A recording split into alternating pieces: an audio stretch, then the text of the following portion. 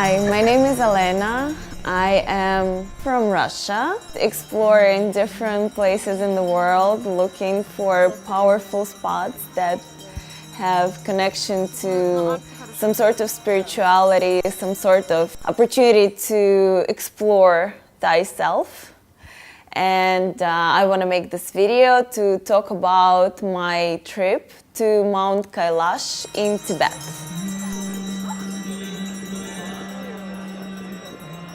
I grew up with no religion whatsoever, but I was always looking for something more than this mundane world, and wanted to know who am I, what am I doing here. And ever since I think 11 years old, I was reading all kinds of books, starting from Carlos Castaneda into all different types of religious and spiritual, mystical types of books. I was always interested in art. I'm an artist part-time myself, so I liked that combination of spirituality and art. And I found this artist, Nicholas Roerich. It's a Russian mystic and artist who went to different journeys in the East mainly. He went to Mongolia, he went to Tibet, he went to a few countries around, and he was painting. He inspired me to do a lot of my own travel and a lot of my own art. And he happened to have gone to this place, Kailash, which is a mountain in Tibet. So the mountain is actually significant for 4 religions, for Hindus, Buddhists, Bon, and Jains. For Hindus, it is considered to be the center of the world, just like that.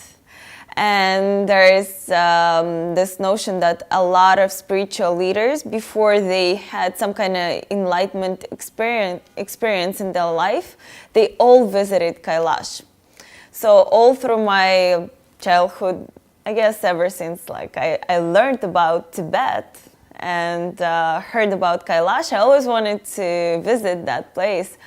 And of course, at that point, it seemed absolutely surreal. And now it happened.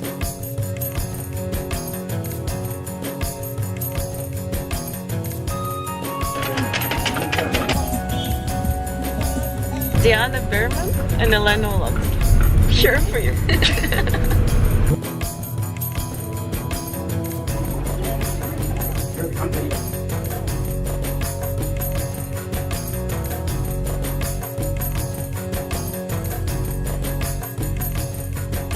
For a few years now, every year, every summer, I've been trying to travel somewhere very exotic. So like this, I went to Amazon and actually spent like good 2 weeks without any technology in the middle of Amazon. I went to Mongolia last year, and after Mongolia, I went back to my hometown in Russia. And I had a dream. The first night I landed, I had a dream where in the dream I was walking somewhere pretty dark and it was mountainy, and I felt the presence of something, some higher power, and I clearly knew I was in Tibet on Kailash, because this is one place where I thought it's like a once in a lifetime trip I really want to do. There is something that's calling me to go there.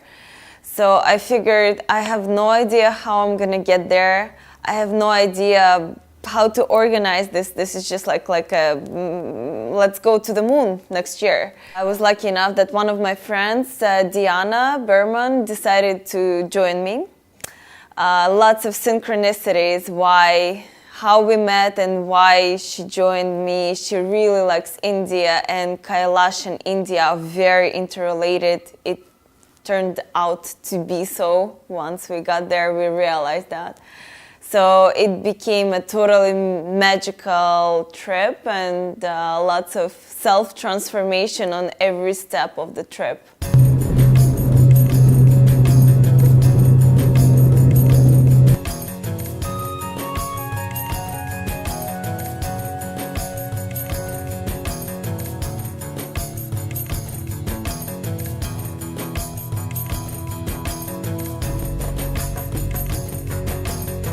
I knew the idea is you go to the mountain, you cannot climb the mountain. This is one of the few mountains in the world that's supposed to never be conquered. They say, the Hindus say, Shiva lives on the top of the mountain, so whoever tries to go to the top never comes back.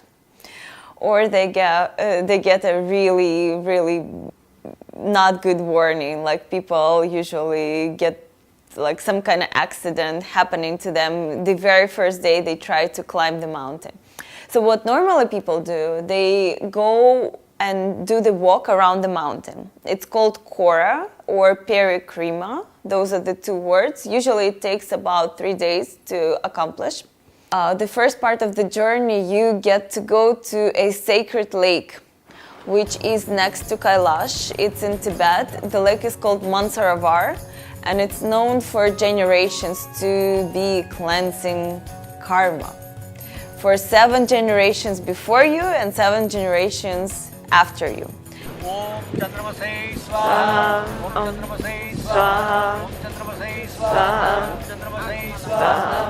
And then we went off to walk the mountain. So in our tour group, only 5 people out of 20 finished the whole 3 days.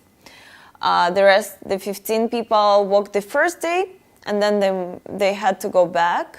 Because of the altitude sickness, people couldn't make it, and I feel very lucky that I could. So on the first day it was actually snowing and raining, and they said it's 80% chance that we will not be able to make it to the second day. And then me and a couple more people started praying to the water and the mountain and saying please allow us to go to the second day. And next morning we woke up, there was no snow, so we were allowed to go. In another tour group who was traveling with us, 60 people, they all had to go back because of the weather conditions and because so many people were feeling really, really, really bad. Last year, actually, I found that out only later. They had multiple deaths there because people just can't handle the altitude and the cold and the rest of it. The first day was very beautiful for me. As you start walking around the mountain, every few steps, say every 100 meters, you find some kind of sacred stone or some kind of prayer site, since the mountain is so important for 4 religions. So there are Hindu prayer places, there are Buddhist prayer places, there are Bon, and there are Jain. All of them different, all of them with their own scriptures, all of them with their own kind of flavors. So there was a stone where you're supposed to touch it and then you will see your future. At that point, I think it was on the second day, so I was so high up, so I was already in meditation. I don't know. I saw a bright light. I don't know what that means. There is another prayer site where you're supposed to sit in the meditation, close your eyes, and the spirits who are or higher beings who are with you in this lifetime, they're supposed to contact you there. When I was doing that, I felt like I'm very deep in meditation, the way that I don't think I've ever felt that way. Usually you need to still kind of process, take out your thoughts, stay present and all that. There you just know, you just close your eyes, you're gone. You're gone. And you actually don't really want to come back. It's so peaceful and just so crisp. It just feels like a different dimension so much that you really want to stay there and maybe go a little bit further and further in. But it was cold. So the other interesting thing about Kailash, when you walk, you can't sit in one place for too long because you feel like if you get up, then it's really hard to continue walking. Your lungs are just not used to this altitude, so you need to walk, and if you sit for a little while and you continue. That's the only way to get through the day. What really helped me the first time in my life, I really learned how to use mantra to bring yourself into that centered, calm space. So I had the Buddhist beads that I bought before, and I was just going through with the bead, and I was saying the mantra. And as I was walking doing that, I was feeling better and better and better and better, instead of more and more and more and more exhausted. Once somebody would take me out of that space, either like one of the people from our group or just random thought or whatever, I would start feeling like my body is literally breaking down and not handling this at all. And then I would remember, how did I do it before? Oh, through mantra. And I would go back to the mantra and just pick any mantra. This mantra, that mantra, it doesn't even matter. Just go with the mantra and be present. And within those 3 days, working with different mantras, I think I went through a pretty deep transformation within me of how to be here now. On Kailash, they say this is a place of power because every thought that you have starts materializing. Your intentions are very important. How you allow yourself to handle yourself is how your experience will unfold for you. So it can be immensely beautiful, or it can be incredibly hard. And that's why it's important to be here now, to be in check of what you think about, how you're feeling, how you're handling your emotions. Of course, we get emotional when it's so hard, and every minute is like a workout in the gym, and you're thinking, when is it gonna end? Eventually, is it gonna end? And there's no end to it. So you get to explore your weaknesses and work on them. And there were really tough moments for me, especially on the day 2, when the weather got very, very cold, and it was really high up in the mountain.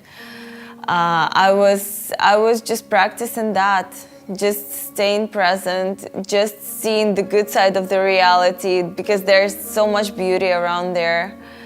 And you know what? Also another thing, being helpful to other people. That helped a lot. Just seeing that other people are going through what I'm going through, and for some of them, they're older, it's harder for them. Just giving them a smile, stopping, taking a picture, asking if somebody else wants me to take their picture. By that time, maybe you can breathe a little bit. That was just little things, just many little things. You go through the second day, and each part of the mountain where you go through, it's very different space. So there was like a valley of death. That's what I call that part. You're going up, and you see little pyramids around you. Those are Buddhist sites of. I think they put ashes of the person there who died, who passed, and they put something from that person. So you see like hundreds of those little pyramids, and you're walking around them. So you see like scarves on them, you see different things, and you understand you're going through a cemetery of monks or highly advanced spiritual people who are now around here. And all their energetic presence, I think that shows, you can sense that. And then you go into something like victory lane. So you go up. It's really hard to go up at that point because it's above 18,000 feet. And you see all these Buddhist flags on both sides, and probably thousands of those flags all around you. So it's like you see people who've gone before you for hundreds of years and who were carrying their intentions, because Kailash people go to cleanse and to manifest their wishes. So that's where they leave those flags to say, I conquered. I've been here, I've done this, I walked the path. At the top of the second day, it really feels like a huge victory. And you see lots of happy people from all walks of life there, freezing and congratulating each other on the victory of Kailash. Another interesting point was we went to the lake that is called Gorikund. It is at the top of the second day. You see this green, beautiful, clear lake, and you can get the water, which is considered to be sacred, there as well.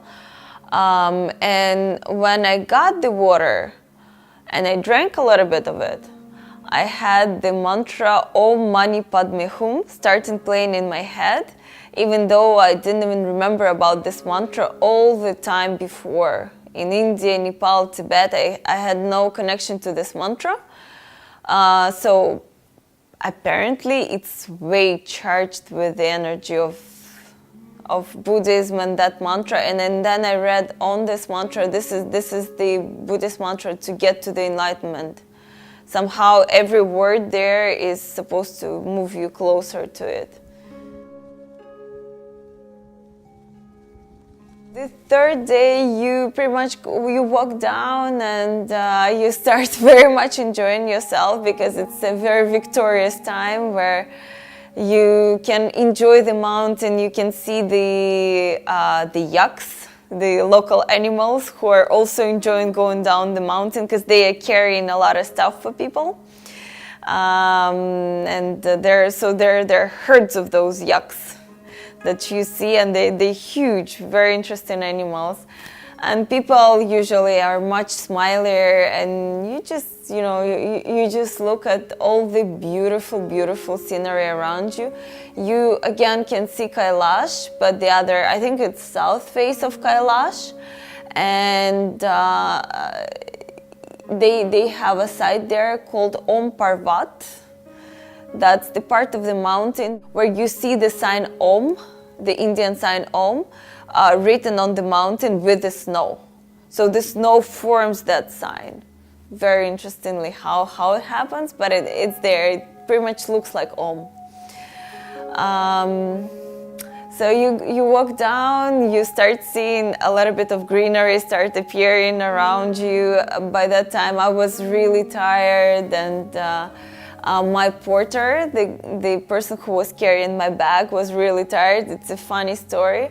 So an older Tibetan guy who was probably in his 80s grabbed that bag from the porter and started helping porter, and he was literally running down the mountain. And he was telling us, and old grandfather was telling us, why are you walking? You gotta be running down the mountain, you gotta run. So we started running, so it was actually really fun.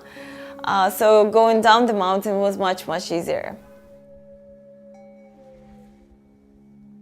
When we came back from the Parikrima, we went back to Nepal. And me and Diana, we went to this biggest Buddhist temple in the world, or in Nepal at least, called Bodhana.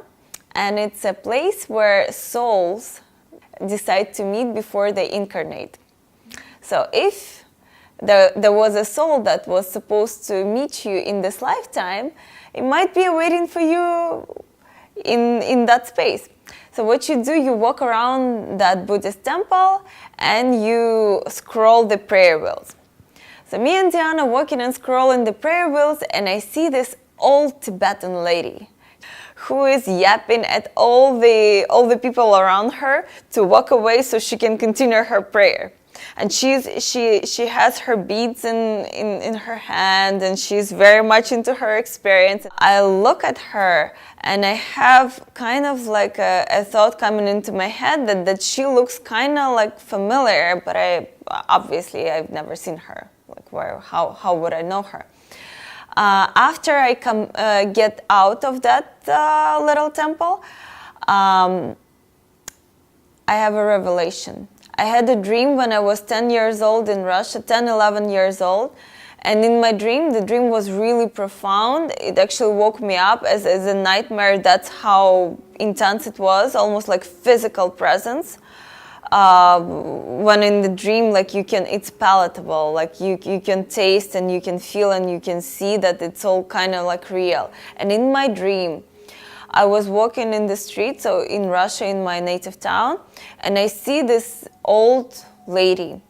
And in my dream, she has no legs. Instead of the legs, she has this like blood like going down and like very dirty clothes, and she's not walking, she's crawling with the sticks in her hands, and she's crossing the light. She's crossing the light on the street, and there's a lot of people around her, and she is looking for help.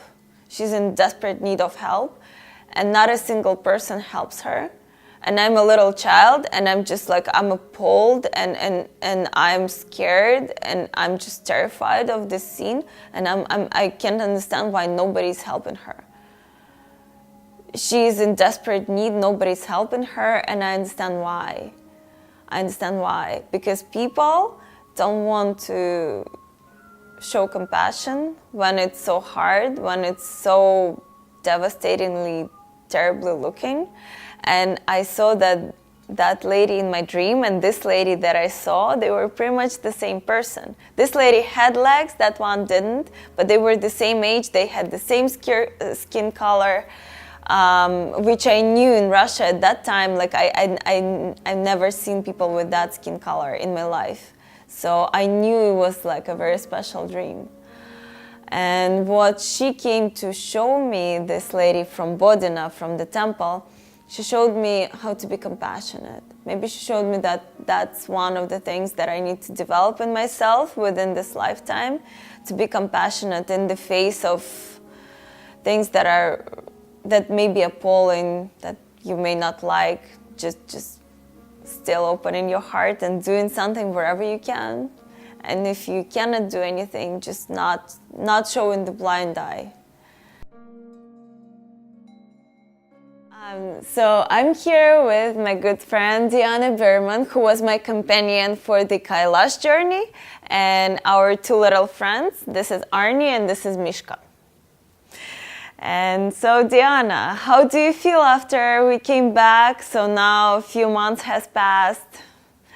What are some of the highlights that are still in your mind? So on the second day, I decided I couldn't go on a second day. It was just, I barely, even though the road on the first day was pretty much flat, every step I took felt like 1,000,000 pounds. I couldn't wait to get to our little dormitory.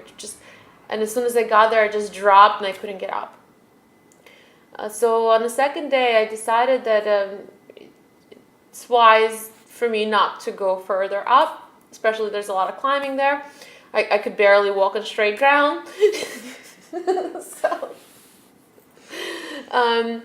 But Elena asked me if I can, since I'm going back, if I can leave her hair at the stupa, at the entrance stupa. There's a tradition where everybody who goes to Kailash, before they enter the parikrima, they leave their hair at this entrance stupa. So the whole group was going back by jeep, and I was told that the jeep would not be stopping at that stupa, so I decided, you know what, I'm not feeling that bad, I'll just walk back. They gave me a porter who didn't speak any English, and I reached the stupa, I put in all the hair, and after I was done with my stupa ceremony, I realized that I'm missing my porter, who has my bag with all my food, and I also took off a lot of my clothing, so I was kind of cold since I wasn't moving anymore. I had no porter, I had no communication, and that part of the road where people start out, where the stupa is, there was not a single soul there at that time. I mean, there was a lot of people there when people were starting, like in the morning, but this was already like 4 p.m. And I started to frantically run around and look for people. And the distances are huge, so from the stupa to the tea shop must be like probably at least 2 miles, and if especially when you're running those 2 miles. And people who saw me run, they were like, "What are you doing?" They just, these bewildered Indian people looking at me like, "Oh my God, this stupid white girl, what is she doing?" They're like, "You're gonna collapse like this." I'm like, "You don't understand. I have no idea where I'm staying tonight. I have no idea where my porter is. I'm starving."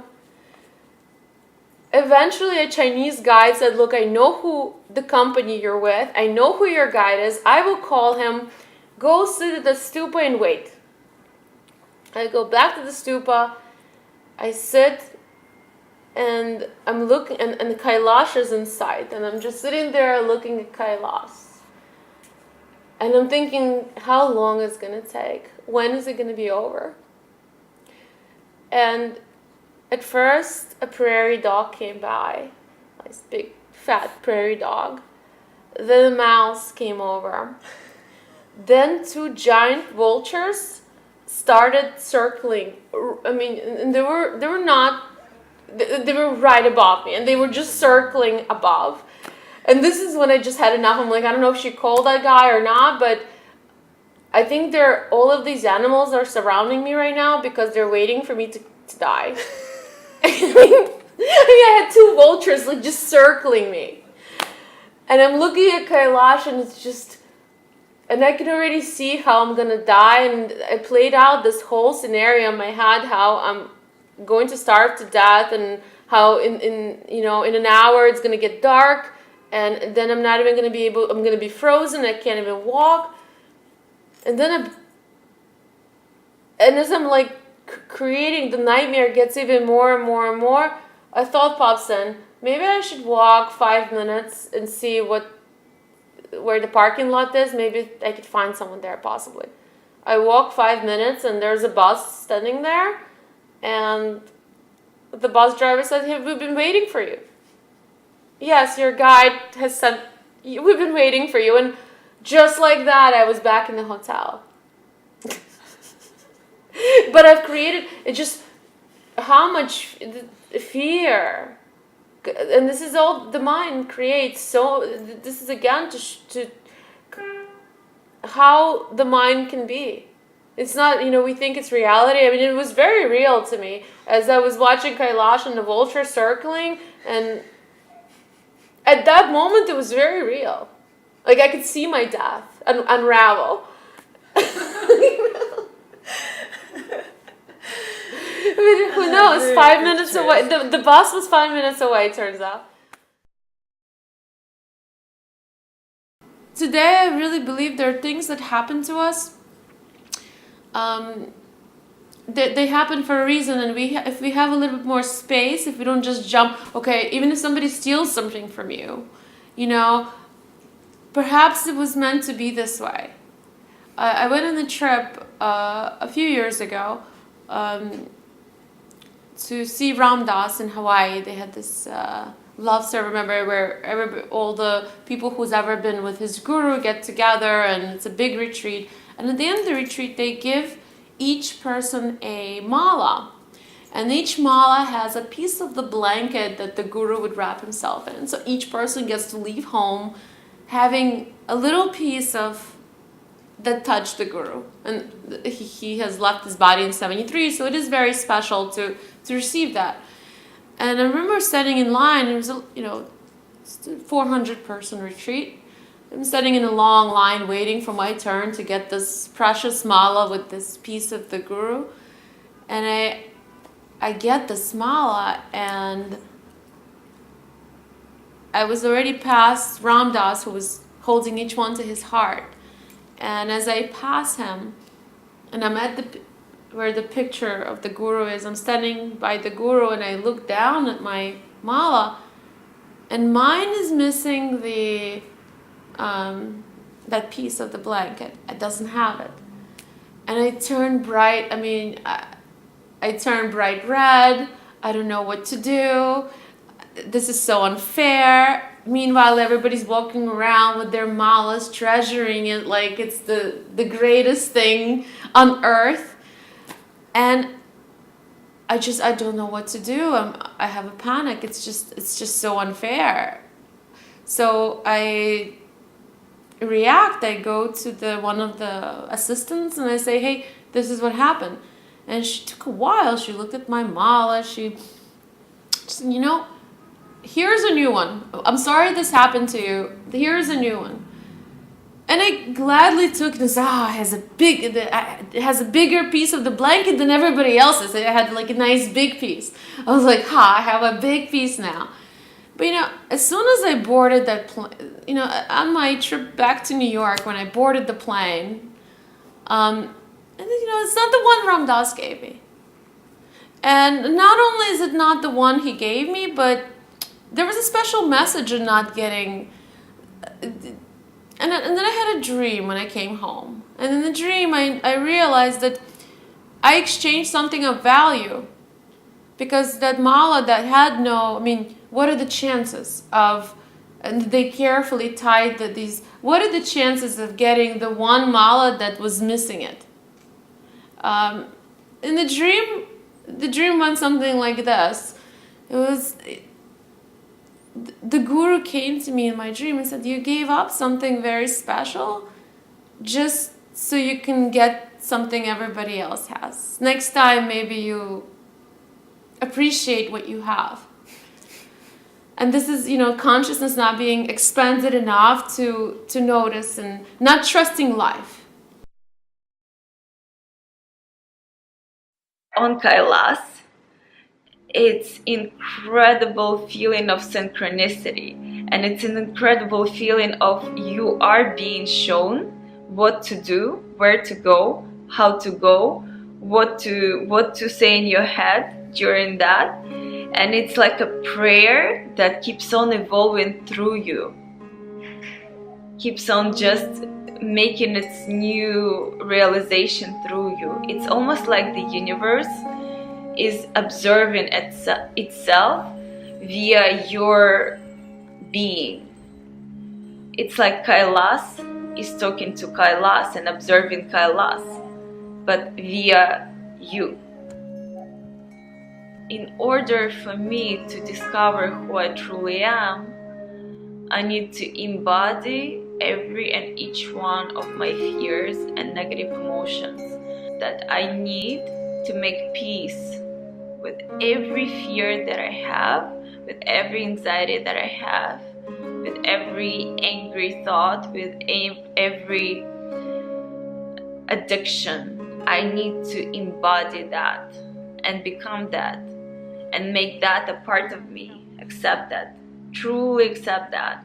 And only that, by doing that, that's what I've been told. I will become the fullest version of myself, and I will actually discover who I am. I am not yet sure what that really means, but maybe I will have more realizations as I progress and as I move on in life.